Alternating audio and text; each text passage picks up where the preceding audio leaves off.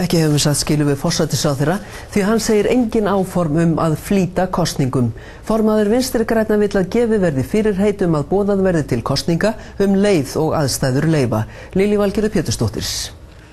Steingrímur J. Sigfússon, formaður Vinstri grænna, spurði forsætisráðherra í fyrirspurnatíma á Alþingi í dag hvort ekki væri rétt að gefa út að boðað yrði til kosninga þegar aðstæður leyfa. Eftir nokkru að bíða?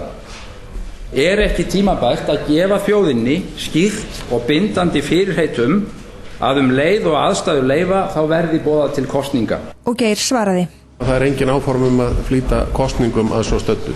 Ég tel óskynsamlegt af hæstvirtum forsætisráðherra að taka enn svo til orða eins og hann gerir hér í sambandi við mögulega kosningar. Þó að hann segði að vísu að svo stöddu væru engin áform að flýta kosningum, þá held ég að það sé veruleika firring að horfast ekki í augu við að þetta mun aldrei ganga án kosninga innan skamms.